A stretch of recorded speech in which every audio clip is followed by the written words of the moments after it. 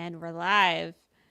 Welcome back to Back on Track, where B2B tech marketing leaders, full-time and fractional, trade what's actually working. I'm Carrie Gard, your host and founder of MKG Marketing. MKG is where we help B2B SaaS and tech companies become the answer buyers already trust across search, AI, and paid. And that's exactly why today's conversation is one I've been looking forward to, because before anyone can find you and trust you, you have to know who you're for. My guest, Garrett Jestice, founder of 10 Times Solo and a former B2B SaaS CMO, says most elite consultants don't have a lead gen problem. They have an offer market fit problem. So let's get into how you get off the pipeline roller coaster and build something repeatable. Garrett, welcome to the show. Thanks, Carrie. Great to be here. Excited for the conversation. Me too. And it's so timely because I just got off of a new biz pitch where I was saying this. They were like, okay, they were on board. They understood they were doing random acts of marketing. And then they were like, when we want to start with with building a dashboard. And I was like, okay, we can do that. But let me just walk you through my process. And I started with positioning and messaging. They're like, yeah, we don't need that. I was like, oh, gosh. Mm-hmm. Yep, been there. You know what? I'm going to slow my roll. I'm so excited. I am going to start with our icebreaker because it is super fun. And fun fact, this works really well on YouTube Shorts. So love it. Looking forward to it. Make sure we follow the process. It's just a quick word association, super easy. I'm just going to say a word and you're going to tell me the first thing that pops into mind for you. 1 or 2 words. Don't overthink it. Just what does it mean to you? Okay, let's do it. Rapid fire. All right, Here we go. Utah. My home. Yeah, love it. Solo. My community. Niche. Focus. Pipeline. Revenue. CMO. Meetings. Repeatable. The goal. So the goal. AI. Fun, but potentially distracting. Ooh, we're going to unpack that one. And the last one is focus. The goal. The goal. Focus. Yeah. Again, repeatable. the goal. Focus. Yep. The goal.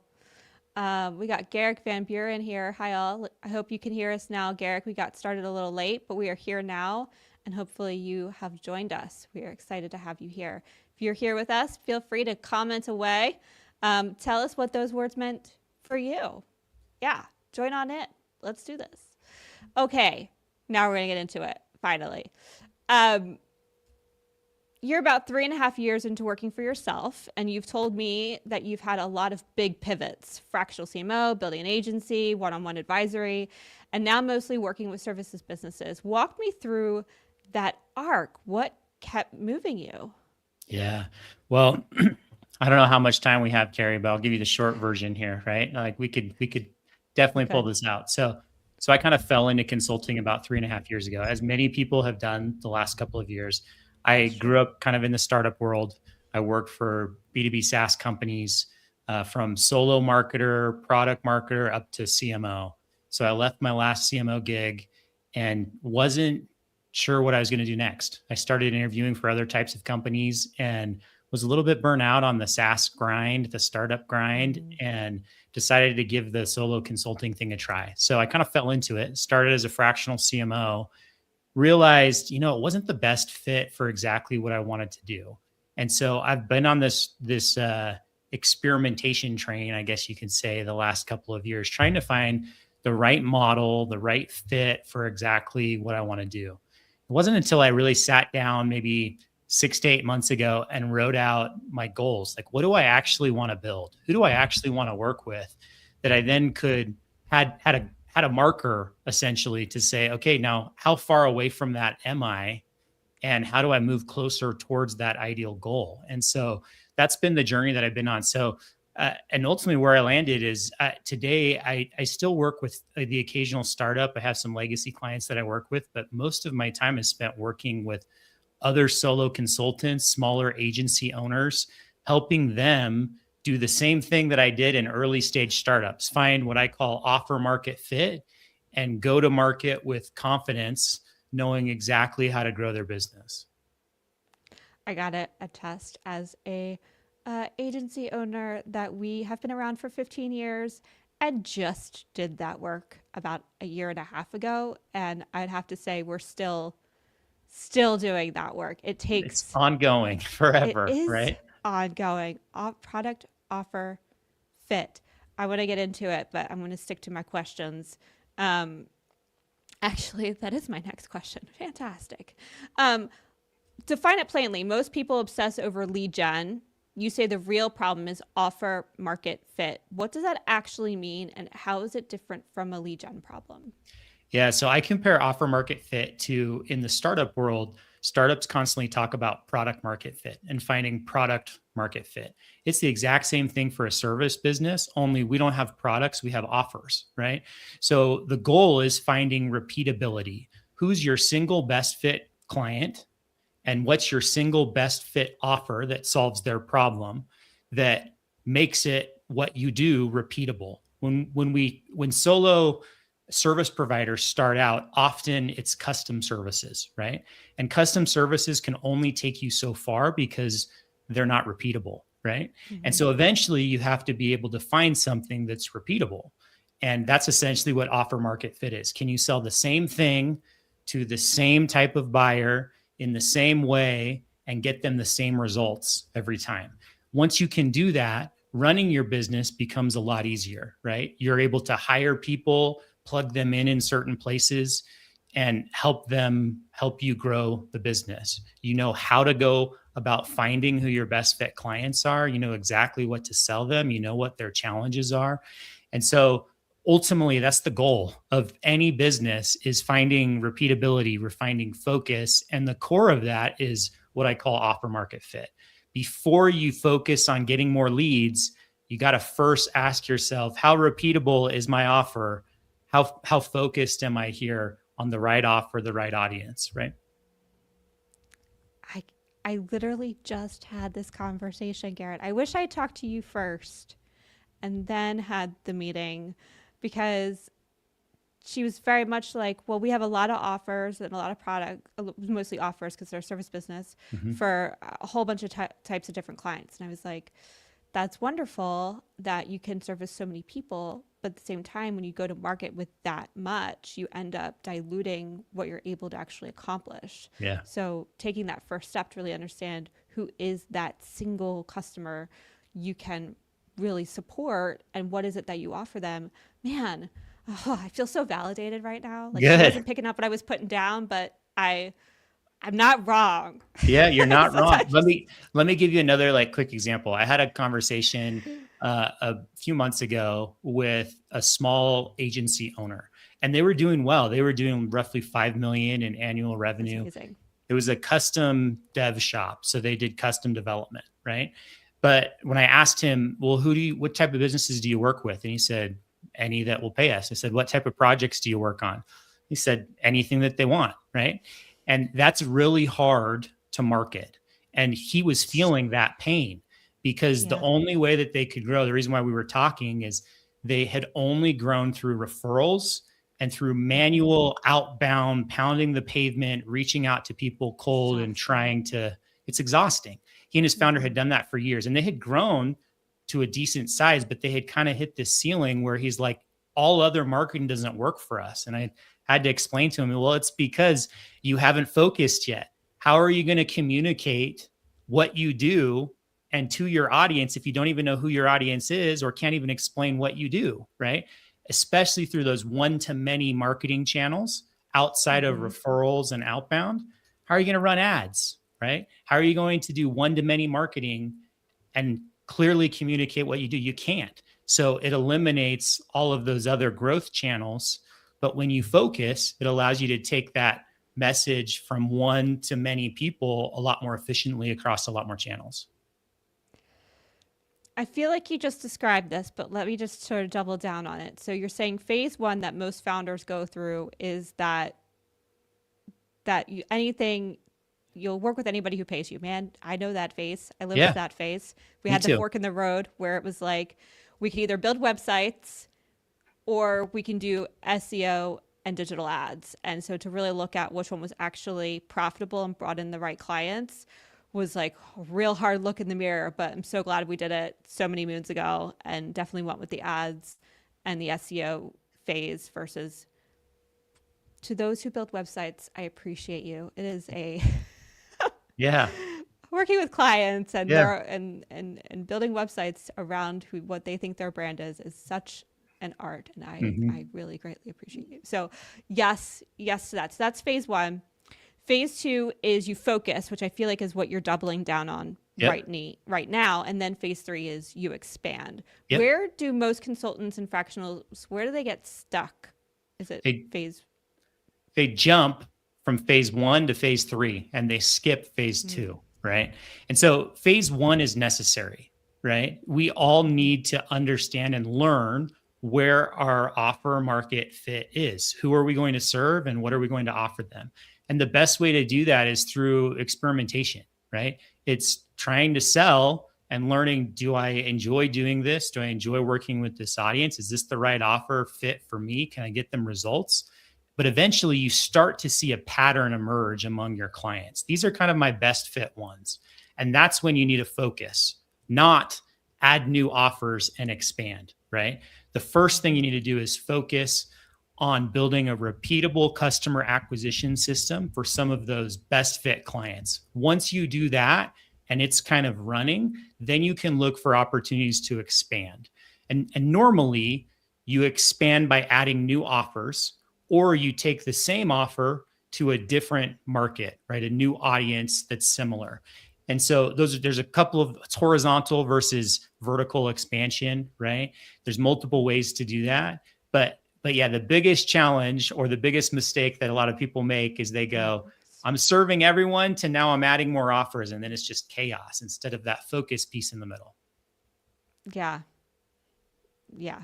That focus piece is important. And let's talk a little bit about the who you serve piece because you sort of mentioned it of you can go vertical or you go horizontal. What does that mean? I mean, verticals are normally like industry focused, right? Like we help cybersecurity companies as an example. Is that Mhm. what you mean by that? Is there other ways to be focused? Yeah. So you can focus on serving the same type of person. And then once you're in phase three, in the expansion phase, you can build new offers to continue to sell them, right? Expansion Mm-hmm. offers, other things beyond your core signature offer. Or sometimes, and this is how a lot of software companies grow, they build one product, but they're able to sell that one product to multiple verticals. That's more of a horizontal play, right? Okay. And the way that that expansion typically works is you focus on serving your core best fit customer or client. And then you naturally see that people just outside of that, maybe in this other industry over here, are also interested in it. And that then becomes your next expansion vertical that you focus on. That makes a ton of sense. It sounds so easy though. Yep. Sounds so easy. It's not easy in practice, right? It is not easy in practice. You talk about selling the exact same outcome to the same buyer on repeat, like you just mentioned. And like I said, that sounds really simple, but people resist it. They're scared of turning work away. How do you coach someone through that? Like, Yeah. So the first thing to understand is I believe positioning is about who you proactively focus on, not the business that you accept. And so what I mean by that is if you are speaking to this audience that you've decided this is my best fit market that I want to go after, this is my best fit type of client I want to repeat, right? But someone in a different industry or vertical or slightly different size company comes inbound to you or through referral, if they can still get value from your core offer without you building something custom for them, then by all means sell them, close that deal and service them, right? What I think the biggest mistake is a lot of times founders think, well, if I pick a niche, that means I have to turn away everyone else. And I don't think that that's true. You can continue to service those people who find value from your core offer. What you don't want to do is build something custom for them. And what you don't want to do is proactively try to market to all of those different verticals or markets. You pick your target, you focus your positioning, your messaging, all of your go-to-market activity on finding more just like that. But if others come in, you're able to close those because some of them end up becoming those expansion verticals that we talked about in phase 3 later on, right? I will attest in our own experience, like we're trying a different offer right now because we've been doing SEO and digital ads forever. And we do generally know who our target audience is. But I became a fractional marketing leader a few years ago. And in doing so, I figured out that we could build into the team some other things. And because I haven't really sold it, or it hasn't been a core offering of what we do for a while, it is so much harder. I can sell SEO and digital ads all day, all day. But man, when you bring in a new offer, it is, and you're not comfortable with it, like it makes you question. I'm like really glad we're having the conversation. It makes you really question of like, maybe this isn't something we should offer. Yeah. I know fractionals need the support of a team behind them, and that's really what this thing is. But I don't think it's the right fit for. There's not an alignment between the expectation of what it is and what it costs to actually being able to like have the thing. There's something out. It's not. Yeah. It doesn't feel easy, right? When you have a really good offer like you're talking about, it should be, to your point, it should be super easy to bring in and close then. Yep. Right? Exactly. Yeah. Well, I think you hit on another point too that's really important to understand. Every unique offer and market that you go after needs its own go-to-market strategy, meaning there might be custom messaging that's needed for that offer and that market combo, right? There might be different channels that you focus on. And that's one of the reasons why when you jump from phase 1 to phase 3 expansion so early, you get tripped up because you don't have the bandwidth on your team to run 3 or 4 or 5 different go-to-market strategies at the same time. You just don't have the resources to do that.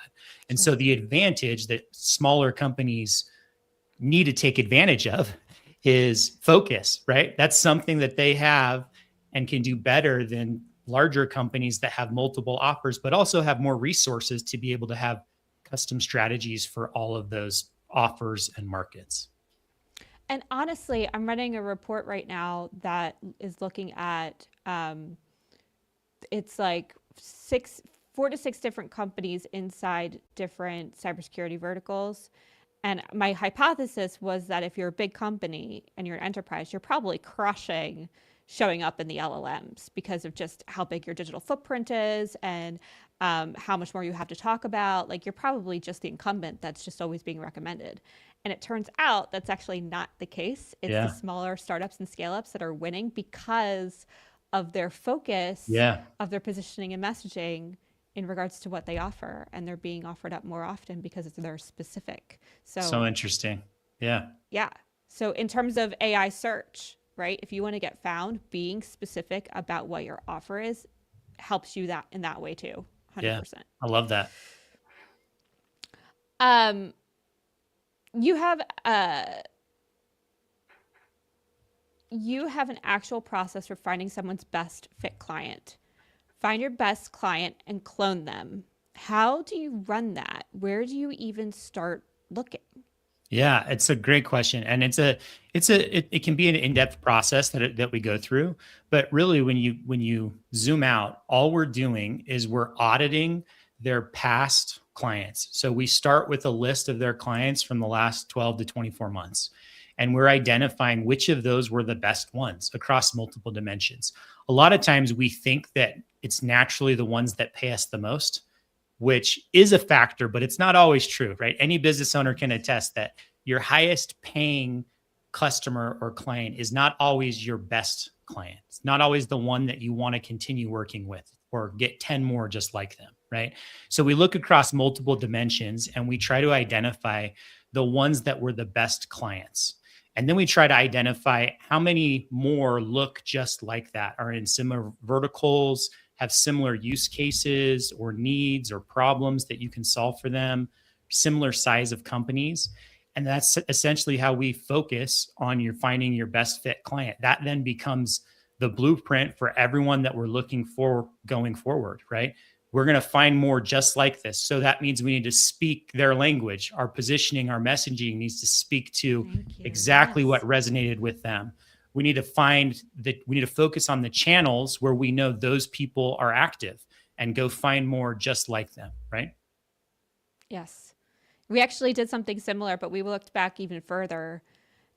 We had like a handful of clients that were repeat offenders where they kept, they left their companies about like every 18 to 2 years.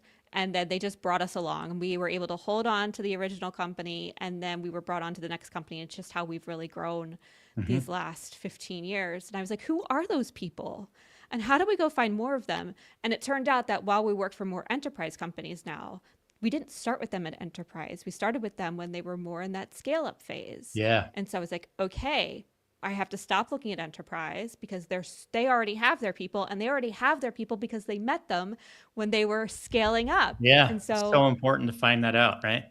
Yeah, and it just totally changes the mindset when you really look at the pattern of not only who are you working with, but how did you get to work with them, and what was that, and why are you still working with them? So that was sort of our aha moment of we need to go find more of these people, and this is where we need to look. Yeah. And the thing that you said is exactly right. It's all about finding the pattern. It's all about pattern matching. That's exactly what you're trying to do, right?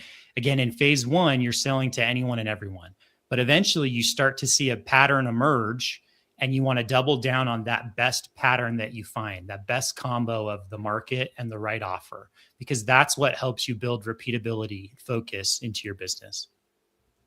And how do you find that pattern? Like, for us, it was more, I don't want to say it was totally gut. I sort of had a hypothesis that I'm like, I keep seeing these people who keep rehiring us. How do we meet them? That was sort of like where I started. But where do you normally start? Is it in sales calls, case studies, money, energy? How do you decide who the best client really is? Yeah, I actually have a scorecard that we work through. And so there's certain questions we identify. And so again, we'll look at past data. That's where we start. But again, most founders usually have a hunch of like who the best fit clients are. And so that's a really good place to start. But then we go through and we score some of those, you might have a list of 5 to 10 and we want to identify who the best are. And so again, we have certain criteria, but the categories that we go through and score is across strategic fit. So do they fit? Are they in a segment or an industry or a use case that we actually want to proactively target for the future, right? Did they purchase our core offer near or at list price? Those are all questions that we're asking within that strategic fit bubble, right? There's second category is around like how urgent was their pain or their problem that they came to you with, right? You want to find someone that has more urgent pain or something that triggered where you were the only option for them and they had to buy today. It wasn't a nice to have, it was a need to have, right? So there's some questions around that. The third category is around the business impact. So what's the outcome you were able to drive for their business, right? And was it measurable, right? Sometimes you have clients where you can drive more measurable business impacts, but when you can show we made this impact, right? It's a lot more impactful for that company internally. The fourth is really around repeatability. So is this a common problem that we see across other industries? There's questions like that. And then the fifth is like our access to the champion at that company and their willingness to, build a relationship with us, to share a testimonial. Sometimes you might have clients that are great, but you just can't get access to them. They won't take time to do a case study or a testimonial. So anyways, we have a scorecard that goes across each of those 5 areas. We ask certain questions, and that helps us really hone in on who the best fit 1 or 2 clients are that we want to replicate. I love a good scorecard. Yay, spreadsheets. I know, me too, right? Once someone knows who the best client is, how much of the rest positioning, messaging, channels offer actually falls out of that one decision? Almost everything.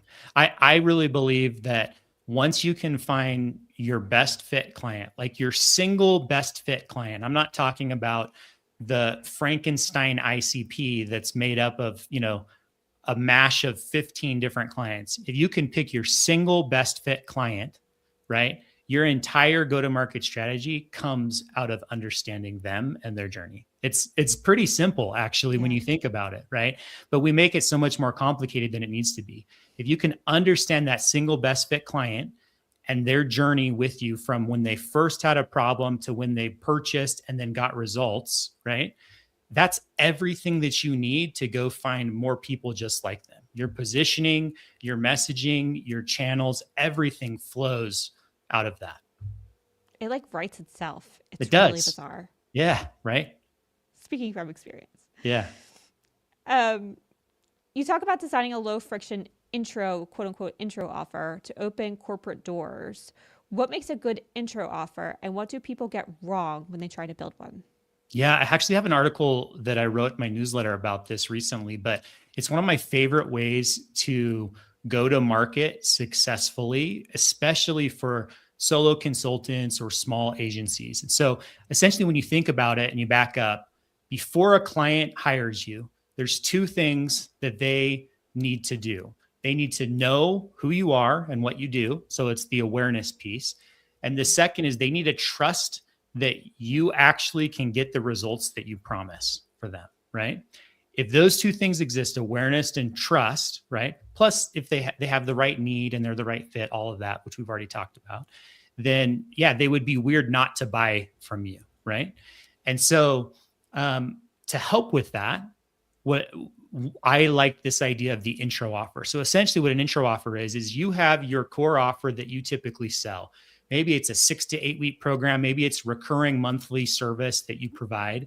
What's a small scaled down part of that offer, or maybe the first step in your offer that you could give away for free to a potential client so that they can earn trust and realize you're the person that they want to work with going forward, right? That could be a workshop. It could be an assessment. It could be, a strategy that you build for them, something. And I think that that's the missing piece. When we do outbound, most of the outbound that you and I get is pushing what?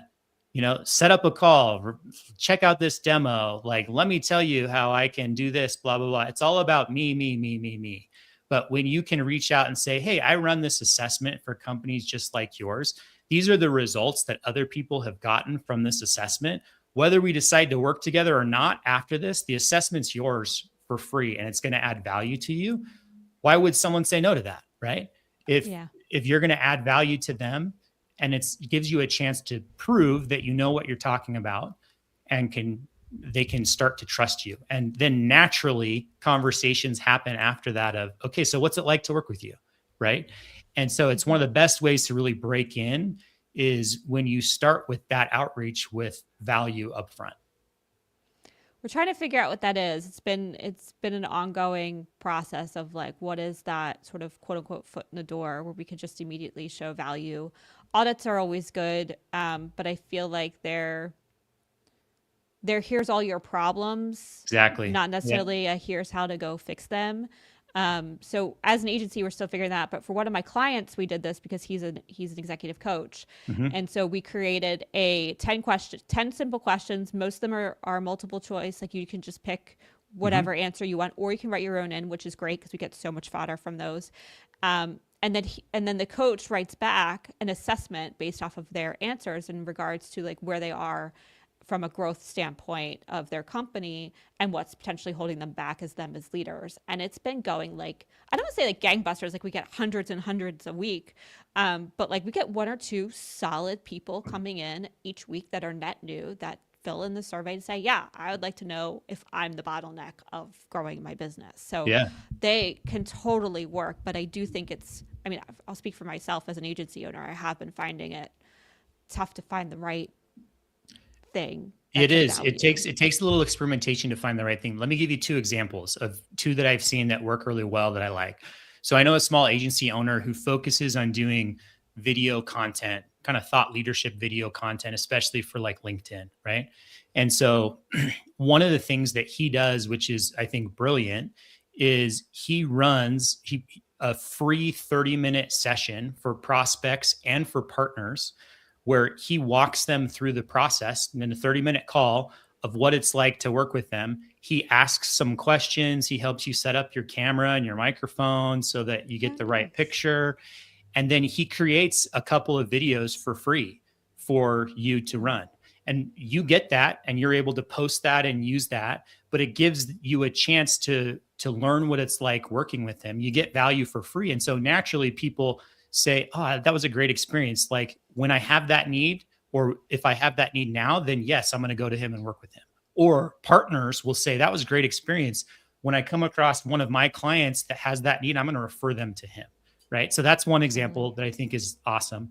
There are plenty of other flavors of this. I know someone who ran a workshop, a 3-hour workshop once a month, but it was, you had to apply to come to it. There's a lot of value that came out of that workshop. It was actually around this idea of building offers, right? So he ran this workshop. He helped them identify some of ideas for kind of their own intro offer.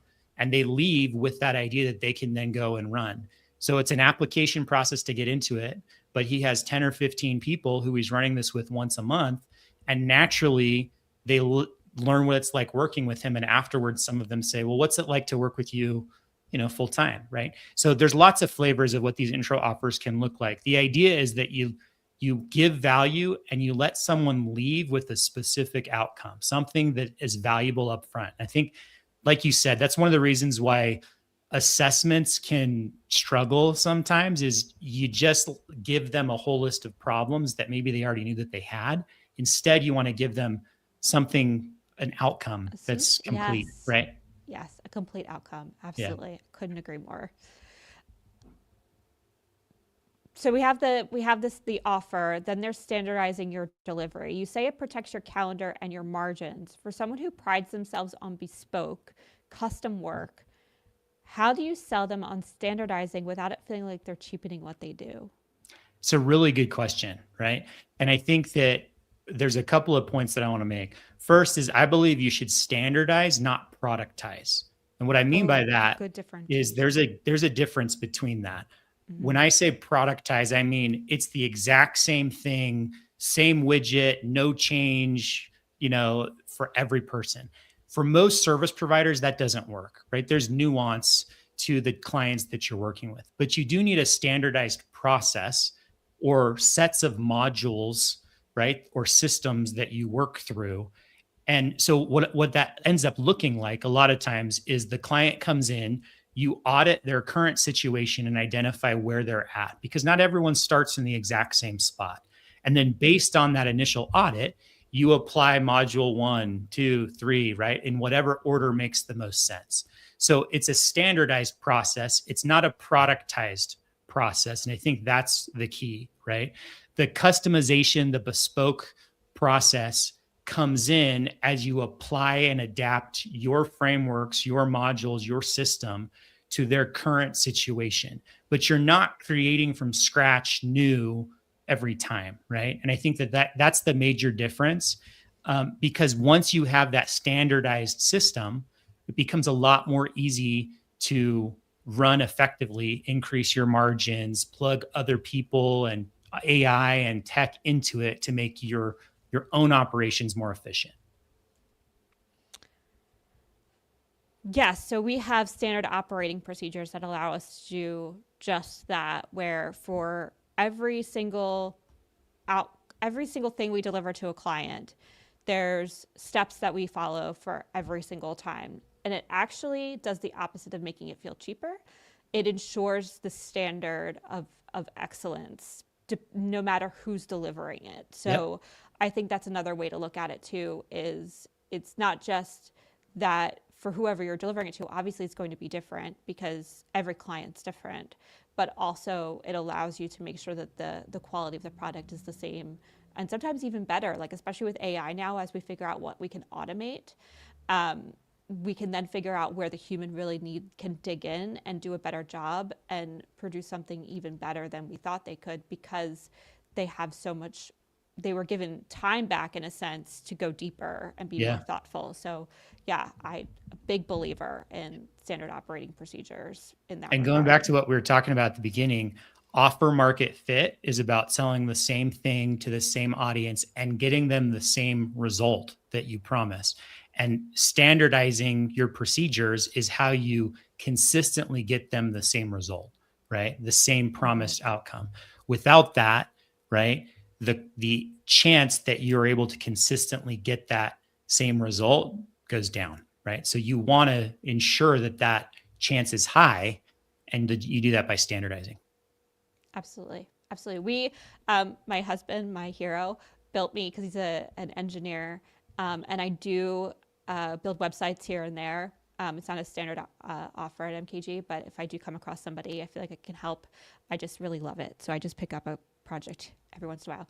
But he built me a standardized template. Now it's not like a WordPress template, because I can literally change everything about it in terms of how it looks.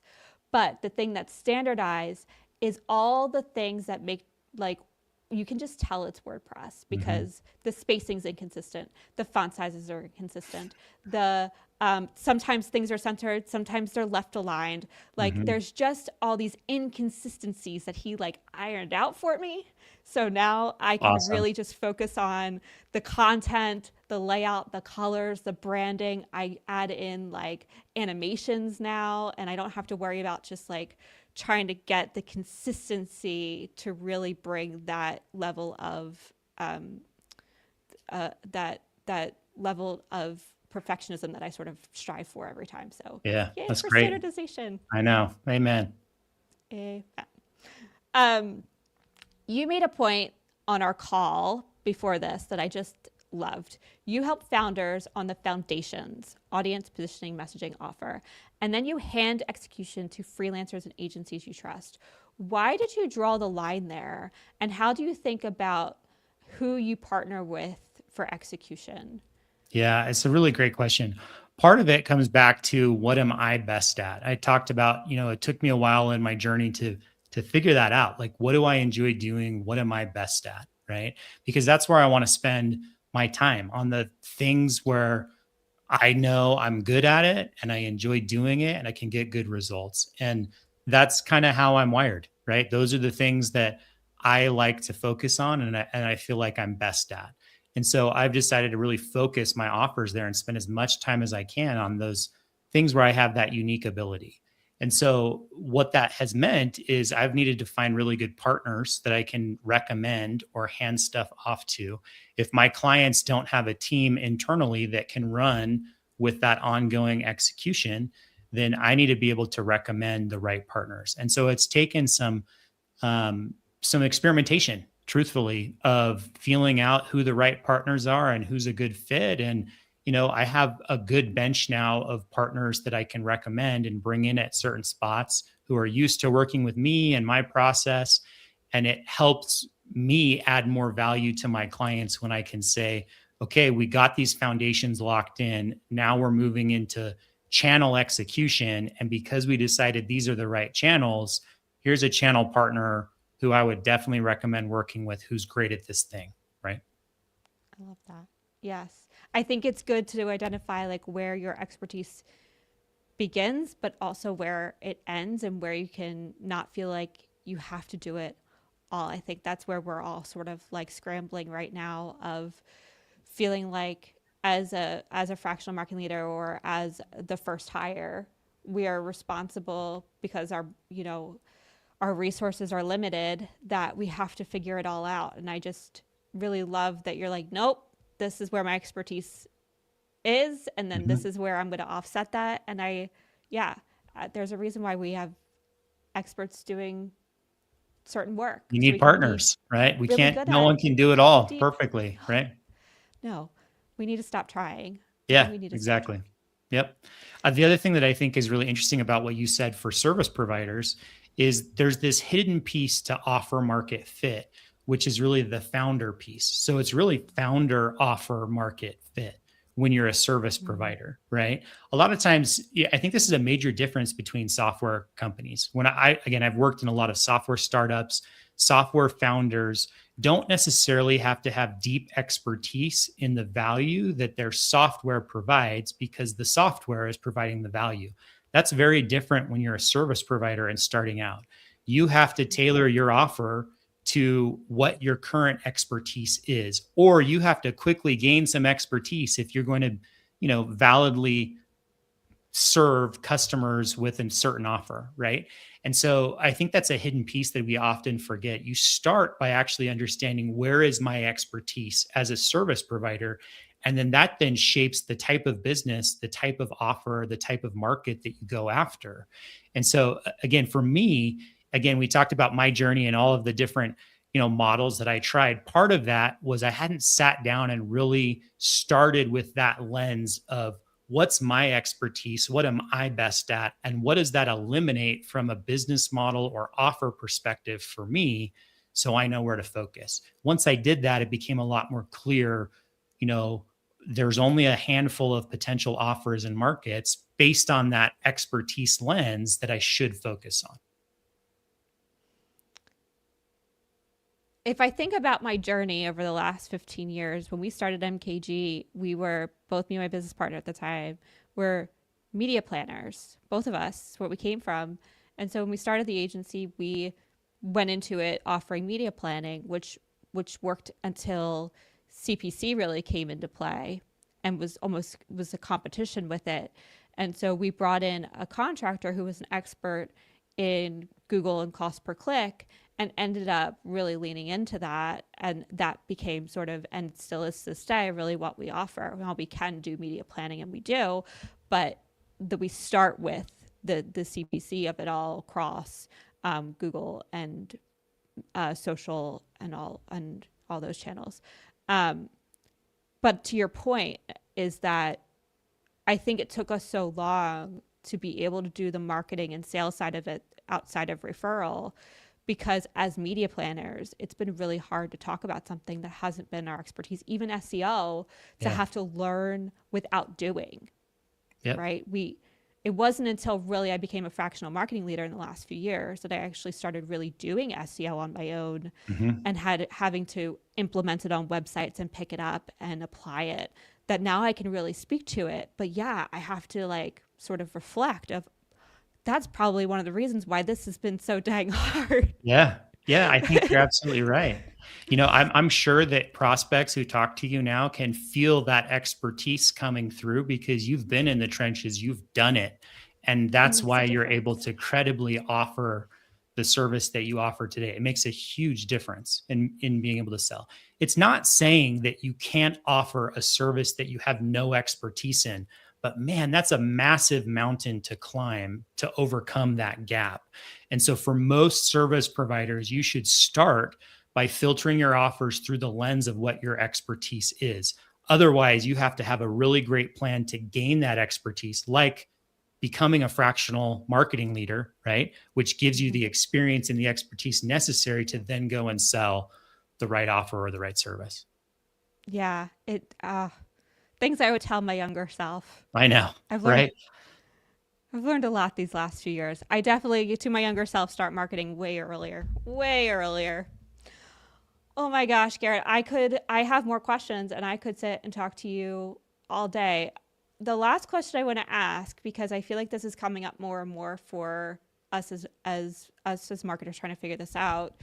But you mentioned, it was a thread that was coming up in your community, and someone asking, basically, is anyone else scared about what the next 3 to 5 years look like in terms of our jobs? You're running an offsite around exactly that question. So let me ask you, what do you think our jobs will look like in 3 years?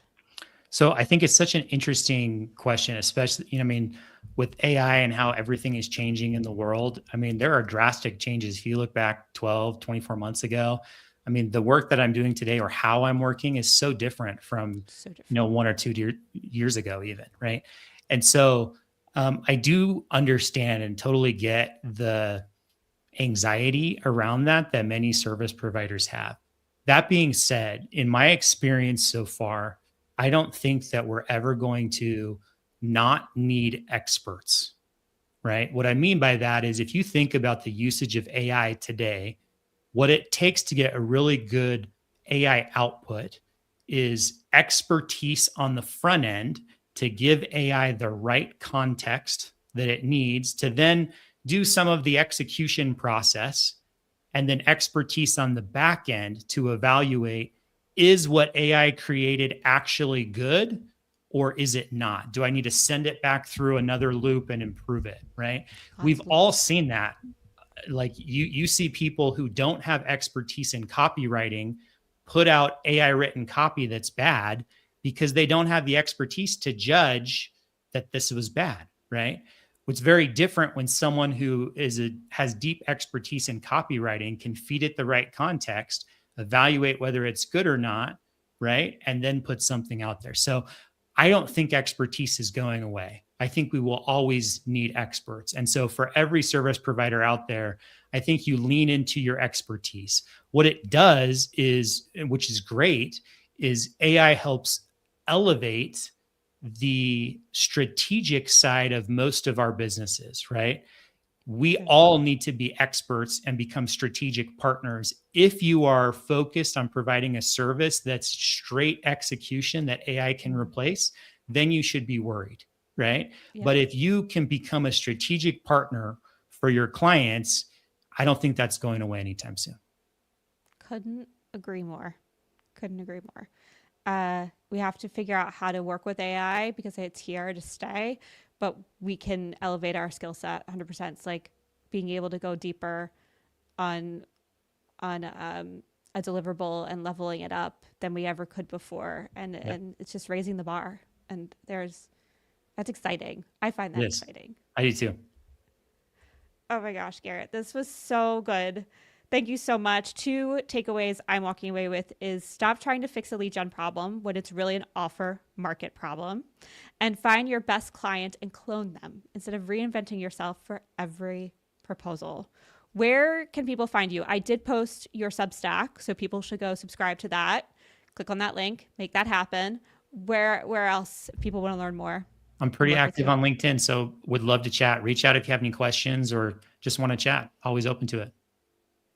And I will say, I know we talked a lot about solopreneurs or in agencies and services today, but this applies to any business. You, whether it's a product market fit or an offer market fit, you need to figure out your positioning and messaging first and foremost.